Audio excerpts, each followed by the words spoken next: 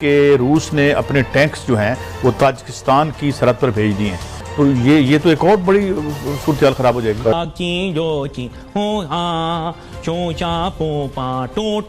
इसी चक्कर में हमारी सारी टूटा हो गई दूसरे ममालिक के अंदर। अब GSP प्लस हमारा खत्म कर रहे हैं यूरोपियन यूनियन वाले। शीशा हो या दिल हो आखिर टूट जाता है, तो कहीं दिल हमारा टूट गया, कहीं हमने दिल उनका तोड़ दिया। अब आके पता हमें चलता है जनाब कि हमने अगर ताल्लुकात अपने ठीक रखने हैं अमेरिका के साथ, तो हम जाके पहुंच गए हैं। मोहित यूसुफ साहब अब दरवाज़ा खटखटाने लगे हैं वाशिंगटन में और कहने लगे हैं जनाब कि हमें जो है वो जियो इकोनॉमिक्स में देखा जाए। हमने ये देखना था जनाब वाला कि पाकिस्तान जो है उसकी एक्सपोर्ट्स के अंदर रिकॉर्ड इजाफा हो गया, लेकिन फिर शाम को हम पर एक बम गिरा दिया गया कि जनाब GSP प्लस हमारा ख़त्म कर रहे हैं यूरोपियन यूनियन वाले। अभी मुसद्दिका हैं, गैर मुसद्दिका हैं, इतलात तो अपनी जगह हैं और ऐसा महसूस हो रहा है जैसे GSP प्लस पाकिस्तान से छिन जाएगा। तो यूरोपियाई ममालिक के अंदर जो हमें तरजीही बुनियादों के ऊपर मार्केट एक्सेस मौजूद है और हमें कुछ उसमें मराद भी हासिल है, वो शायद अब ना रहे। दूसरी तरफ फीपेक का हमने चर्चा तो बहुत किया था, लेकिन ज़ाहिरी बात है शीशा हो या दिल हो आखिर टूट जाता है, तो कहीं दिल हमारा टूट गया, कहीं हमने दिल उनका तोड़ दिया। अब सऊदी फॉरेन मिनिस्टर आ गए हैं, उनके साथ में डिस्कशन करेंगे, कुछ पाकिस्तान की स्ट्रेटेजिक रिपोजिशनिंग होगी। या शेख इधर तो देख ज़रा, नो टू फेक। उन्होंने फिर हमें थोड़े बहुत पैसे भी देने हैं। हमारे ऑयल की जो पेमेंट है वही बुनियादी तौर पे हमारा मसला है, उसके अंदर भी कुछ मराहत मिल जाएंगी। और मेरे ख्याल से शेख मोहम्मद बिन सलमान जो है नाइस बंदे हैं, मेरा अपना ख्याल ये पाकिस्तान की रेफरेंस से, और वो पाकिस्तान के लिए काफ़ी फेवर करने के लिए तैयार हैं अगर पाकिस्तानी फ़ायदा उठाने की पोजीशन में हो। लेकिन अफसोस की बात यह है कि पाकिस्तानी बहुत कंप्लेसेंट हैं। जैसे वो लड़की होती है ना, कभी वो परेशान होती है, कभी किसी लड़के के साथ भाग जाती है, कभी किसी लड़के के साथ नहीं, मिसाल गलत दे दी, सॉरी, ये वापस हज़फ कर दें। तो हमें जो है ना कोशिशें करनी चाहिए कि हम एक जगह अपनी फोकस रखें, कभी हियाँ कभी हुमा, कभी हुमा कभी हियाँ। इस बारे में जो है हम बिल्कुल पागल हो गए। जब हमारा मूड होता है हम अरब ममालिक को बुरा भला कहना शुरू कर देते हैं, कहते हैं हम देख लेंगे, हम छोड़ेंगे नहीं, और अब लोगों को क्या हो गया है, हम यूं हैं, हम हीरो हैं, हम डिस्को डांस, कभी उनकी गाड़ी चलाना शुरू कर देते हैं। वो देखो बत्ती जल रही, वो देखो जहाज आ रहा है, इस तरह की हरकतें शुरू कर देते हैं। फिर हम कंफ्यूज्ड हैं। हम अपना फोकस बिल्कुल ठीक रखें, हमें किसी को बुरा कहने की ज़रूरत नहीं है, हमें इनवर्ड लुकिंग होना चाहिए। कभी अफगानियों के साथ हो जाते हैं, कभी खिलाफ हो जाते हैं, कभी उनको बुरा कहना शुरू कर देते हैं, कभी अच्छा कहना शुरू कर देते हैं, कभी व्लादिमीर पुतिन की तस्वीरें लगाना शुरू कर देते हैं, कभी वो जो ईरानी जनरल था जो पाकिस्तान में बमबारी किया करता था, क्या नाम था उसका, कासिम सुलेमानी, हैं, गली गली मोहल्ले मोहल्ले उसकी फोटो लगा देते हैं। ओ भाई, पाकिस्तान को उसने सही ठीक ठाक उसने ठुकाई की हुई है पाकिस्तान की। तो हम कंफ्यूज लोग हैं, हमारा कुछ पता नहीं, कभी फ्रांस की तस्वीर लगा देंगे, कभी फ्रांस को बुरा कह देंगे। फोकस करें थोड़ा सा, अपने इश्यूज को रिजॉल्व करें। अभी GSP प्लस का मामला है, लेकिन ये थोड़ा सेंसिटिव मामला है, क्योंकि ब्लेस्फेमी लॉ के ऊपर एक बात क्लियर कट कह दूं कि पाकिस्तान के अंदर अवाम ब्लेस्फेमी लॉ के ऊपर बिल्कुल कंप्रोमाइज करने के लिए तैयार नहीं है, ना होगी। क्लियर बात कह दी मैंने आपको। अगर इस मामले पे लेन देन हुई तो मसला होगा, GSP प्लस हाथ से गया। Sir, this pressing issue, your review. जी देखिए, मैंने 2 कॉलम अभी हाल में लिखे हैं और आपको मैंने शेयर भी किया है। एक था GSP प्लस पे नज़रसानी की करारदाद यूरोपियन यूनियन की, और दूसरा मैंने बतलाया था कि FATF पे भारत का जो इन्फ्लुएंस है और हमें 3 साल से वो ग्रे लिस्ट से नहीं निकलने दे रहा है, सियासी असर रसूख की बुनियाद। और ये दोनों बड़े अहम चीज़ हैं पाकिस्तान की मईशत के लिए। आज ये बतलाते हैं, मुझे बड़ा अफसोस है कि हमें पाकिस्तान की एक्सपोर्ट यूरोपियन यूनियन पे जो लगती थी उसको ख़त्म कर दिया गया है। यानी हम ड्यूटी फ्री एक्सपोर्ट कर सकते हैं 27 यूरोपियन ममालिक को, और इस फैसिलिटी का नाम था GSP प्लस, जिसमें मैंने जब मैं वज़ीर आज़म का मुशीर था बहुत काम किया और आपकी बेशुमार प्रोग्रामों में मैं आपको बतलाता रहा हूँ।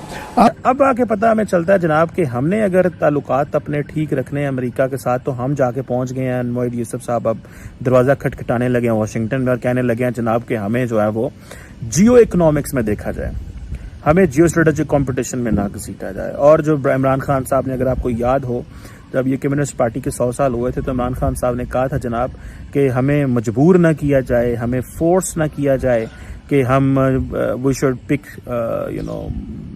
चाइना और US से, और ये जो स्ट्रेटेजिक कंपटीशन है बड़ी पावर्स का, हम उस पे ऊपर नहीं जाना चाहते इन ऑल दिस।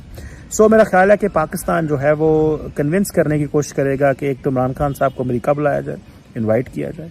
दूसरा, जो हमारी सिविल मिलिट्री लीडरशिप का एक मौक़िफ़ था, मकसद था कि यार बाइडन इसको लेके आएँ ताकि अमेरिका के साथ ताल्लुकात को ठीक करें। तो देखना ये है कि ये किस हद तक मोईद साहब के कितने को कॉन्टैक्ट्स हैं, क्योंकि इनका काम तो यही था कि अमेरिका पाकिस्तान के ताल्लुकात नॉर्मलाइज करे और इंडिया को मैसेजिंग करे। इंडिया को मैसेजिंग करने में ये कितने कोई वो नहीं हो सके, क्योंकि हमारा यहाँ पे लोकल एनवायरनमेंट इस तरह का है, पॉलिटिकल कंसिडरेशन इस तरह की है, पॉलिटिकल डिस्पेंसेशन की अपने बहुत ज़्यादा चैलेंजेस हैं। सो वो इंडिया के साथ हमारे और बहुत सारे मामलात हैं, LOC है और बहुत सारी चीज़ें हैं। सो इनकी उतनी वो नहीं है कि ये जो कहें, और इनके ऊपर उतना ज़्यादा लंबा चौड़ा ट्रस्ट भी नहीं किया जाता, because he is a technocrat. और उनके बारे में कहा जाता है क्या ये इमरान खान साहब की साथ के साथ रहेंगे, क्या ये जनरल बाजवा जब उनका टेन्योर ख़त्म होता है तो उनके जो है वो साथ रहेंगे। तो इस तरह की चीज़ें जो हैं वो हम समझते हैं कि ये एक प्रॉब्लम है इनका। लेकिन अगर पाक अमेरिका ताल्लुकात को देखा जाए तो मुझे नहीं लगता कि पाक अमेरिका ताल्लुकात में कोई बेहतरी आ सकती है। मेरा ख्याल है अमेरिका हमसे बात करना चाहेगा, हमारे साथ रब्ता करना चाहेगा, as long as we have that capability. We have a serious issue of capability in terms of economic engagement, क्योंकि उनको ये है कि क्या पाकिस्तान के अंदर IT इंफ्रास्ट्रक्चर इतने लेवल का है, क्या आप इंगेज कर सकते हैं उनके साथ, के नहीं कर सकते। जिस तरह इंडिया के अंदर बड़े बड़े IT हब्स हैं, क्या हमारे पास उस तरह के IT हब्स हैं, क्या हम उस तरह इंगेज हो सकते हैं कि नहीं हो सकते।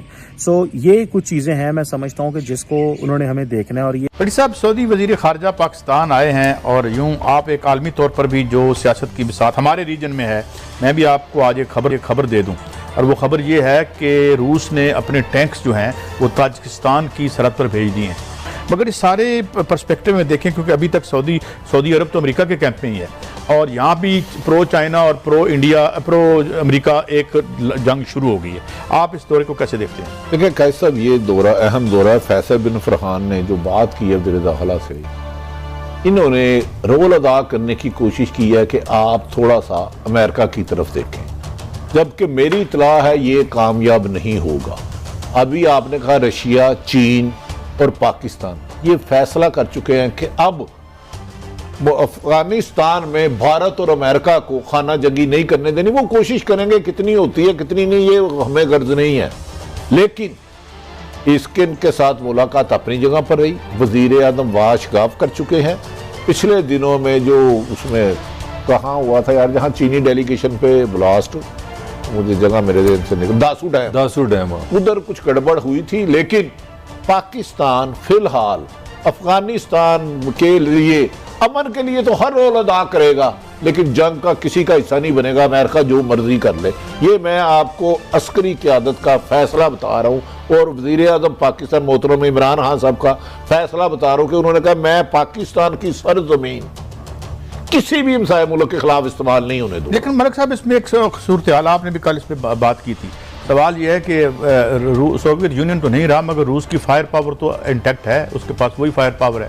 चाइना इमर्ज कर रहा है, अगर वो अपने ड्रोन से अटैक करते हैं और इधर ये तालिबान जो कि अब मार्च कर रहे हैं, आगे बढ़ रहे हैं, ये उनको एक्विप करके काबुल पर अटैक करवा देते हैं, तो ये तो एक और बड़ी सूरत खराब हो जाएगी। भाई साहब, मैंने आपसे बताया था इस वक्त दुनिया में जो है इंसर्जेंसी की वार है, उसमें अफगानिस्तान एक बिल्कुल समझे बगैर कपड़े पहने एक लड़की खड़ी है। अब हर जो पावर है चाह रही कि मैं कंट्रोल कर लूँ। मैंने आपको कहा जो पाकिस्तान के लिए जो इशू बन रहा है, जो मेरी राय में थोड़ी सी खबर भी, पाकिस्तान रहा है कोल्ड वार में अमेरिका के साथ, ठीक है। जब कोल्ड वार में सोवियत यूनियन ने अफगानिस्तान पर कब्जा किया तो पाकिस्तान की पॉलिटिक्स के लिए या इंटरनेशनल रिलेशन के लिए कोई इशू नहीं था। हम अमेरिका के साथ गए, हमने अफगानिस्तान की अफगान जिहाद में हिस्सा लिया, वो चीज़ चलेगी। अब पाकिस्तान के लिए जो मुश्किल हुई है, जो मैं आपको शेयर करना चाह रहा हूँ, अब कोल्ड वार मुझे नजर आ रही है चाइना और अमेरिका के दरमियान। पाकिस्तान की एक 70 साल से रिलेशन है चाइना के साथ, सामने आ गया अमेरिका। अब पाकिस्तान के लिए डिफिकल्ट चॉइस है और पाकिस्तान कोशिश ये कर रहा है किसी तरह